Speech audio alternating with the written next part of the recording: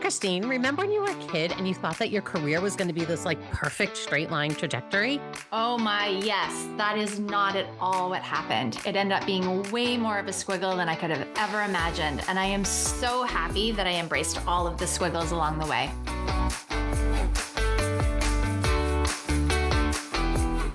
Well, Happy New Year, everybody. Welcome back to Embrace the Squiggle. Christine and I are excited to be with you today. So this is episode 106 for us. Every time I see these numbers with a 1 in front, I'm always like, wow, we've recorded over 100 episodes. I know. Right? I had to double check the other day that I had the right number. I was like, 104? What? That can't be right. Yeah, right. So now we're into 2026. So there are some big changes coming for Embrace the Squiggle. And my guess is for a lot of you folks who are listening as well, right? New year, I think people really get into that idea of having big changes for the year. So for the podcast, you'll be hearing this over the next couple of weeks, but I'm going to be staying on each week. But Christine is going to be one of our 4 rotating co-hosts moving forward. Yeah. So we are excited. We'll be bringing 3 new co-hosts on board over the month of February. So stay tuned to meet them. They'll all do their own episodes in February, and we'll kind of launch from there. And you'll get to meet a whole new cast of folks here who are all trying to embrace the squiggle in their careers and their lives. Yeah, I love it. I think it's a great concept. It's so exciting. I think it's really exciting. And I think that like you have to shake shit up. Yep. You got to shake shit up. And I think the podcast is ready for a shake up to, do things a little bit differently and bring some different flavors. We all have our own energy and flavor and perspective, and to bring on some other co-hosts I think is going to really just add to the robust conversations that we've been having. I can't believe it's been 2 years already, which is super cool. Yeah. And so I'm looking forward to what 2026 looks like. Absolutely. And I think, right, we'll start to look at all these different ways that people are embracing the squiggle, with our different co-hosts and different guests. Some people it's going to be life. Some people it's going to be career. Who knows what's going to happen? Relationships, right? Friendships. I mean, I think that's one thing that when people think about, I haven't squiggled, or yes, I have a really squiggly life, that it doesn't just have to be in career. It can be in, if you take the word life and start to break it down, maybe even to the wheel of life. You and I both use that wheel of life in coaching conversations. Look at all the areas that you actually do move around and not follow that straight line.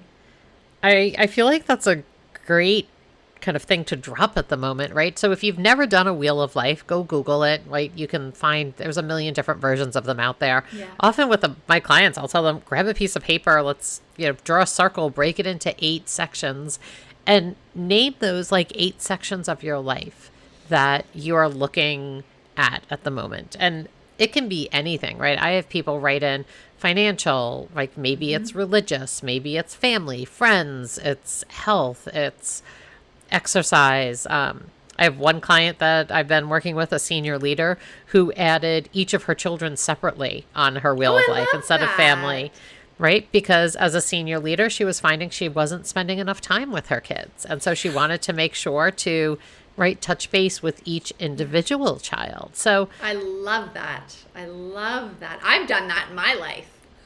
Yep. I have absolutely done that. My family is a zoo. And I love them dearly, and I love my zoo. And yet, it's just not meaningful anymore to try and be a part of the zoo all the time. Like, I'm not saying I don't do the zoo, like I cut the zoo out. I still do zoo-like experiences. But I have really gone to just one-on-one with families and kids and siblings and my parent, father, whatever. And it's really made such a massive difference. Yeah. Massive difference. And what I think if you Christine and I were talking about what we're going to talk about today, being this first episode of 2026. And if you've listened to us, we love to reflect on how things have gone. So we always think about how are we going to reflect and then how are we going to move forward. And I always feel like, the new year, it's like you change the page in the calendar and everybody thinks everything changes, right? Like things are going to be wildly different all of a sudden, right? Things that you've never been good at before, you're going to magically be good at instantly because it's January 1st. Or, right, things that you've struggled with in the past, or, right, or you maybe have no idea what 2026 is going to bring. Because truthfully, none of us do. Right? You think you have a plan and then the world's like, hold my beer. Let me show you what your plan's going to actually be. I know. So true. And I've really heard from a lot of people, which I was actually really surprised at, how tough 2025 was for so many individuals. And of course, we all have our own unique journey. And, it really actually made me sit back and go, yeah, 2025 was really tough. And I certainly had a tough, squiggly year. And, I caught myself the other day in a narrative of,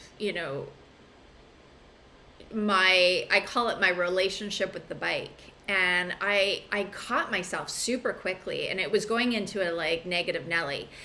And I stopped, I caught my thought process and I thought, no, all you have is right now, this training ride, just focus on crushing this.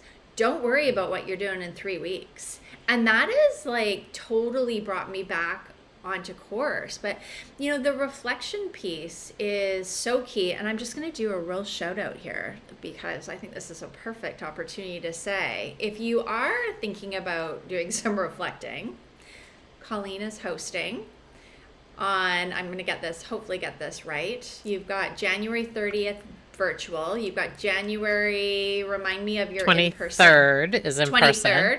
Okay. Yep. And then I've got one in Vancouver, Canada on Friday, February 6th. And, it's so funny because I had a moment of thinking that it was too late. And then I went, no, you know what? It's actually going to be so perfect on February 26th and the 23rd of January because it doesn't have to be done out of the gate. Right. Because there's something about that flipping of the calendar that everybody thinks all of a sudden I'm going to know all these things, right? I'm going to have all these goals set. And, like you said, 2025 was a tough year for a lot of people, tough. Right? I had pivoted our business to be much more leadership coaching focused, executive coaching focused. But the amount of people who came out of the woodwork for help with career coaching was so huge that I had to open that door again. Right, Christine, you took some of my career coaching clients this year. I had other coaches who took some for me because people really needed help with their careers this year. And internationally, you've all heard Lily, who's our podcast director, right? She's still looking for a job over in London. I had clients this year in Hong Kong, in Dublin. People were struggling with finding the right jobs. Yeah. And I will say, I feel like a page has turned, at least here in the States as of December. I had 3 clients who got job offers on Christmas Eve. Amazing. Right? 3 clients who'd been looking for jobs, one for 6 months, one for only about 2 months, and one for probably about 4 or 5 months, who all had jobs come their way, which was fantastic and, exciting for them. And I think companies were starting to think, okay, we want to get people in place before we all take a break and get people back, in January. But it was a tough year. Yeah. So, I think if you're having that moment of reflection and you're looking back on the year and you're thinking, God, 2025 sucked, right? Take a minute, sit in it, and then think, okay, how can I move forward? How can I start to take the smallest possible steps as I move into 2026 to kind of get people, get my life, right? Get things moving in a way that feels good, even if it is just that one ride on the bike, right? It doesn't have to be that you're going out and doing 100 miles, right? No. Riding your bike to the local bagel store, right? Which, Yeah. No. whatever it takes. It's so true. And I think the other myth out there is that if you set a goal, that's your goal. You got to stick to it. You got to deliver on it. And that's the furthest thing. It's like a strategic plan, right? Goals are like your own personal strategic plan. It's dynamic. It's not static. It can change. It can take it off your list, put it back on, roll it to 2027. I have been here in California, and I sort of shut down working, I guess on the 24th, let's say, 23rd, 24th. And so I feel like I've actually been in my own like spiritual retreat because I've been here solo. Yeah. And I wasn't quite sure like how I was going to do, and I'm ready to get back at it now. And you guys are hearing this on January 7th. We recorded a week prior, but I'm ready to go. And yet I've been sitting in a real space of stillness, silence. And who needs to pay $10,000 to go on a retreat? You just, just hang out with yourself. I tell you, the insights that have showed up, mind-blowing. Absolutely mind-blowing. And I'm like, I actually have some clarity moving into 2026, which I didn't think was going to show up. I didn't know it was going to show up. But it really feels good to have actually taken that time to just sit with whatever's showing up, with what's showed up in 2025. What am I taking forward? What am I shedding? And leaving in 2025. Where do I want my focus to be? And, making changes to the podcast doesn't feel scary at all. I'm actually like super excited and welcoming. What will my episodes look like, feel like, sound like? Who do I get to talk to? I have no idea. So there's still that element of surprise, which is awesome. You know what I think so often when the calendar flips, people think about, right, what do they want? What do they want to go forward? Like what the good, the bad, all of that. So often I think like, what is the stuff you just want to leave in 2025, right? What is the stuff that you're like, okay, draw the line. This stuff is just not coming with me. And so, your goals for a year or your goals at any point in your life, they don't have to always be additive. I was just working with a team recently, and it was a fundraising team for a nonprofit. And somebody on the team said, once again, our goals this year are 5% increase across the board. And they're like, how can we just keep increasing everything by 5% year after year after year? Can't we just say, this was a great goal, let's just maintain, right? Let's just maintain what we did. And I was like, absolutely. Like, you don't always have to do more. Your goals don't have to be about doing more. They can be simply about doing what you did, right? You may want to just maintain in 2026. Maybe you want to increase. Maybe you want to decrease things. But I don't think organizations look through that lens. It's always more, more, more. Right. Right. And it was interesting because the VP of fundraising was in this training, right? It was the whole team that I was working with. And she said, well, the expectation is we get more every year. I'm like, why? Did more people move into your town? Are there more people for you to fundraise from? Because most people I talk to, right, 2025 wasn't a great year financially for many people. No. And so the expectation that all of a sudden people are going to have more money to give you, right, just because you say it, isn't necessarily true. Well, and I think it's really interesting too. I mean, having spent time in higher education where their concept of money it's backwards too, right? Like it's so off. It's so backwards to corporate, even though they're all operating like a corporate organization, or at least they're striving. Or they claim to. They're striving to, exactly. And so it's really interesting how it is. It's always more, more, more. It's that mentality of, I don't even know what to name it. And yet, here's the other thing that I'm going to throw out is, how many people on planet Earth are struggling again, in that rat race of trying to, these positions and the demands and the 10-hour days and the commutes, and, they want to have a healthy marriage or partnership, and they want to raise good humans and have a family. And yet, there's all of this time and energy that's being spent in our careers. And I don't know, like, that's just, it's heartbreaking. And I'm very grateful that I had the opportunity 6 years ago, I can't believe it, to pull that plug and say, no more, I'm not doing this anymore.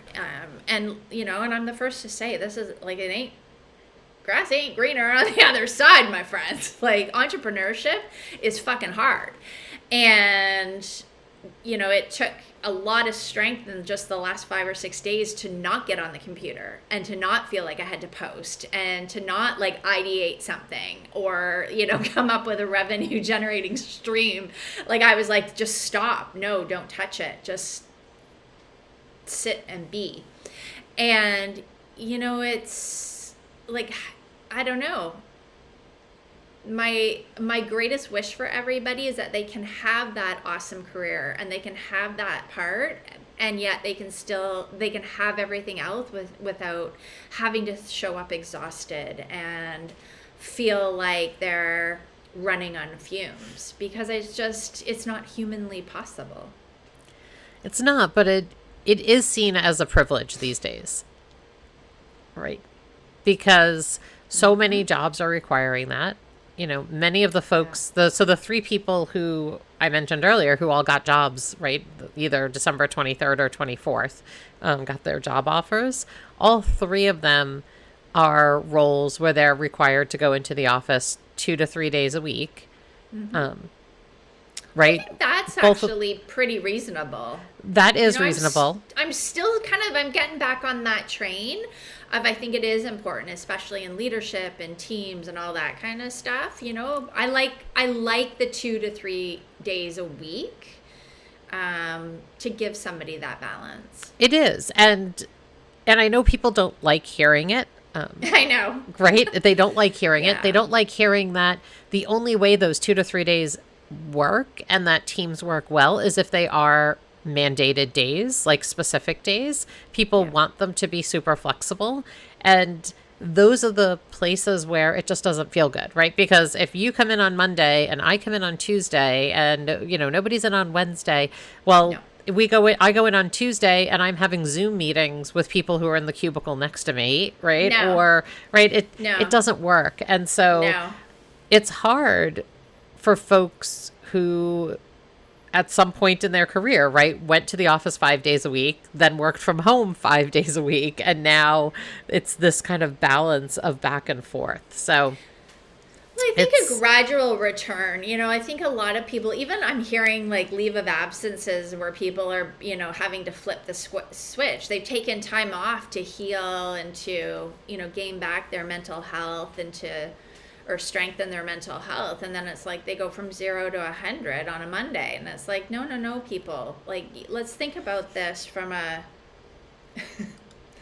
let's think about this, like, what is in the best interest of that person, and what do they need in terms of getting back up to speed. And it's no different. You can't go from 5 days at home to 5 days in the office.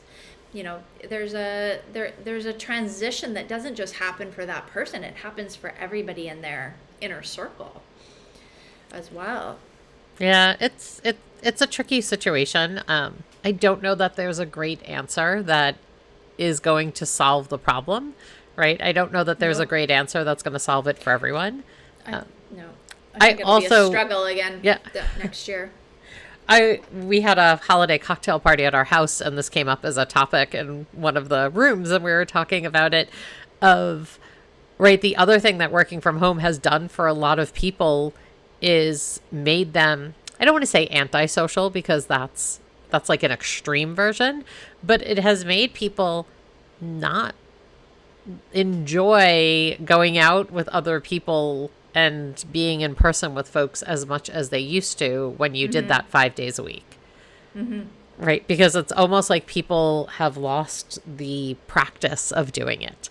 Right? One of the women at our party said, gosh, as I was driving here, I kept thinking in my head, like, what were some topics I was going to talk to people about? And she said, 10 years ago, where I went to the office 5 days a week and saw people 40, 50 hours a week, I never would have had to think about what am I going to talk about tonight, because you were just so used to talking to people. But now there's almost the social anxiety that has crept in because people aren't out there all the time. Yeah.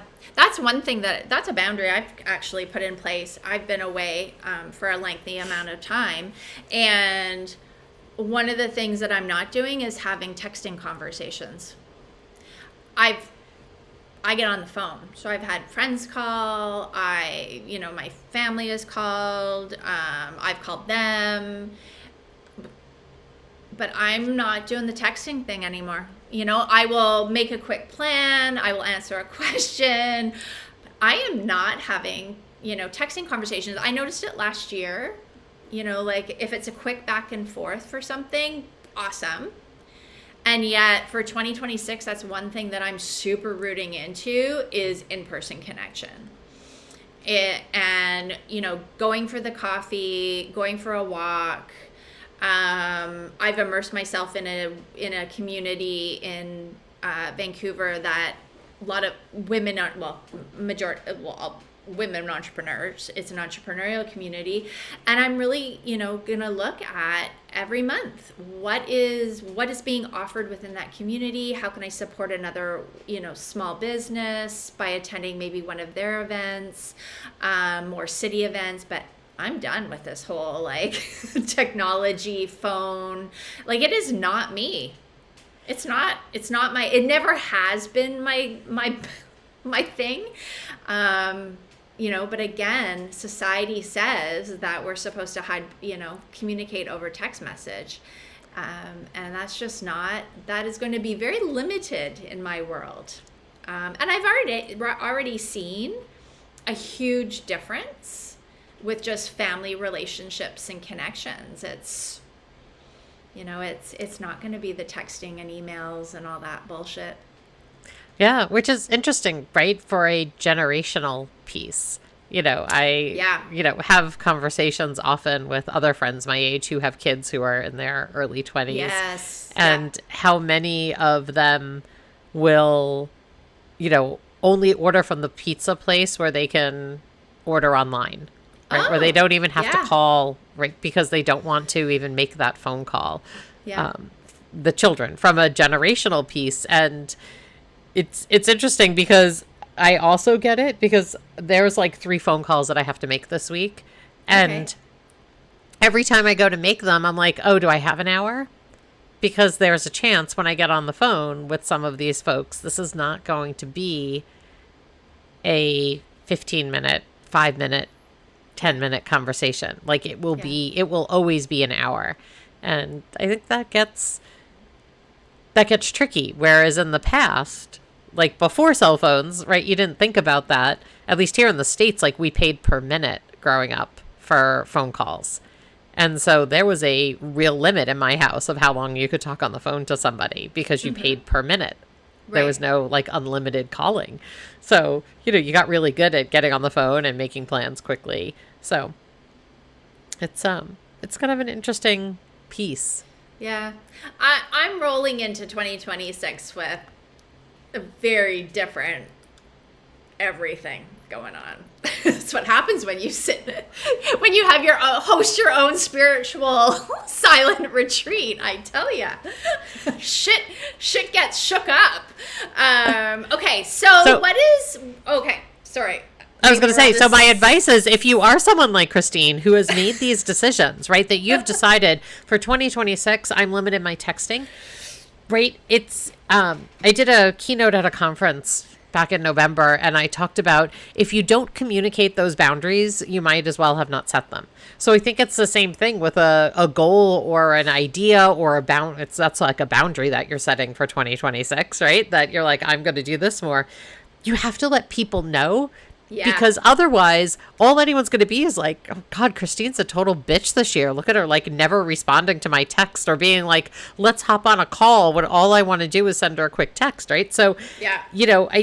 for any of your goals, it's why Christine and I are hosting these in-person and virtual events too, is also to help you get that accountability piece, right? To get the person you can have that person that you can connect with, that you can have that accountability, or the person who can help you figure out how are you going to let people know about this goal, right? Well, if you're going to keep it inside and not tell anybody, sometimes it can get a little bit tricky to actually accomplish that, right? Yeah. Or to accomplish it without other people having really strong opinions about it. Because if once you say that to me, I'm like, oh, I have to make sure that if I really want to do, if I need to communicate with Christine, I'm going to send her a text that says, can we hop on a call at 3:00? As opposed to, let's go back and forth on text for 20 minutes, because she's not going to like that.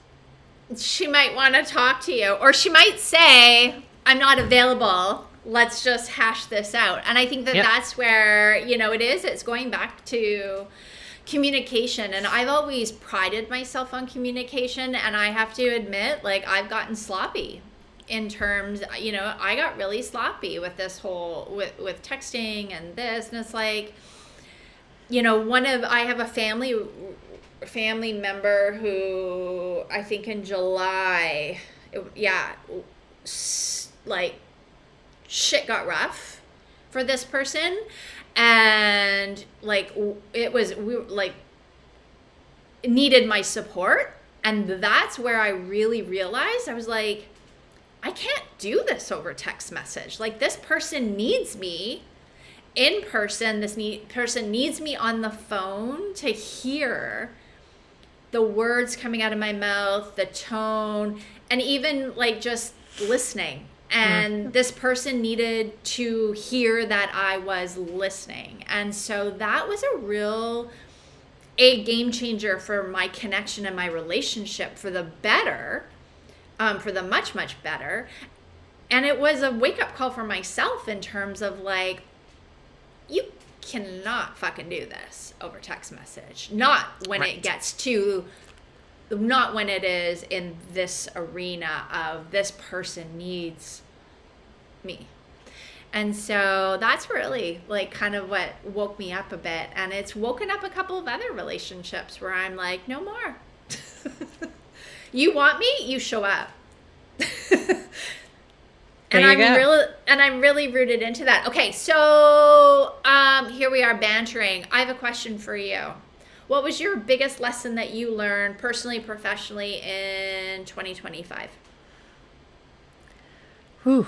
I wasn't prepared for that one. I'm going to need a minute. I got a couple. I'm going to rapid fire here.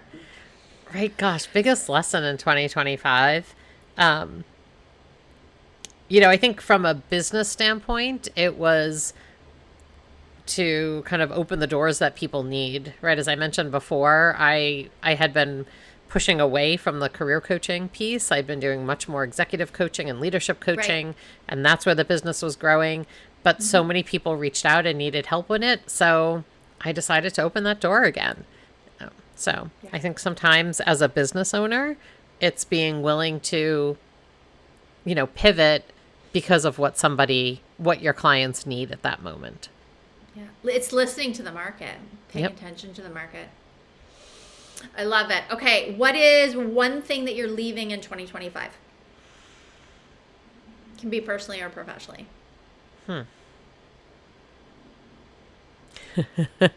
As you say that, the first thing that came to mind for me were college tuition payments, because both kids are graduating in June, and we just that's huge. It is 1 May, 1 June.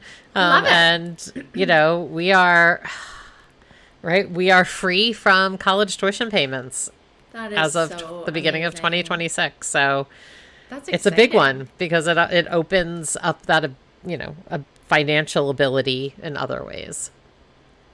I love that. And what are you looking most forward to in 2026? Professionally is more keynotes. I got to do a whole bunch this past year, and I just want to do more and more. I have 3 booked so far for 2026, and awesome. I'm excited to get on stage and talk to more people about how they can embrace change and how they can embrace the squiggle. Or my other one, which is all about great leaders eat lunch, right? How are we modeling those behaviors as leaders for our staff? So I think those are the two things I'm really excited about this year. That's awesome. Yeah. How about you? What are you really excited about for 2026? Well, I have spent just in the last 4 months, since September, sunsetting a lot of stuff. I've been pretty quiet on social media. I've not been one to announce what I've been sunsetting, but I've sunsetted, and I am talking about my business. Yep. I've sunsetted a lot of things that I had a hand in. And so I'm actually excited about what is going to find me in 2026. So I'm taking a bit of a different approach to 2026. And yes, entrepreneurship absolutely has an element of, I'll call it hustle.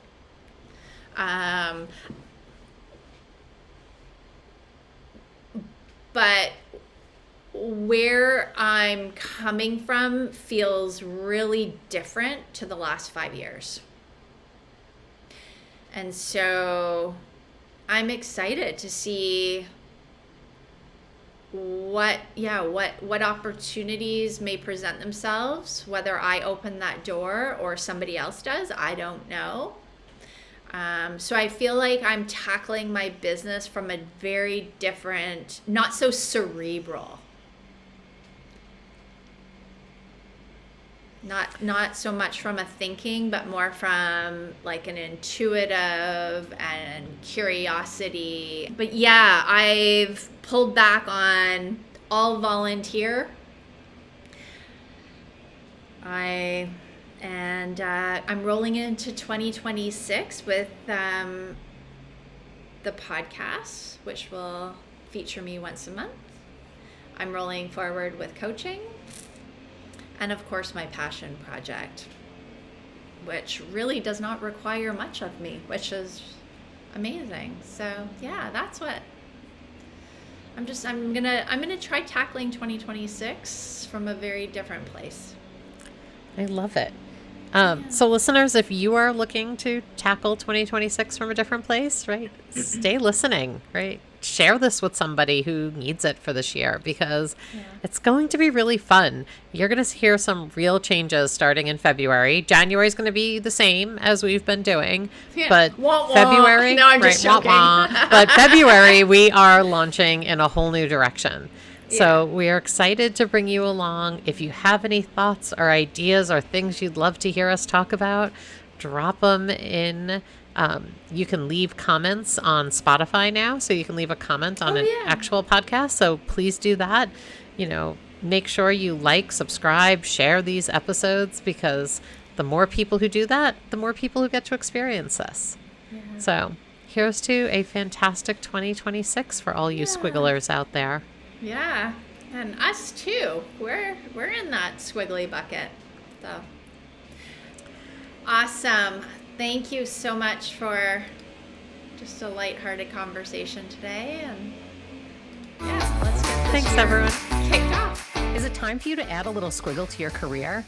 Join us every week to hear from another guest talk about how they embrace the squiggle. Subscribe now and find your inspiration.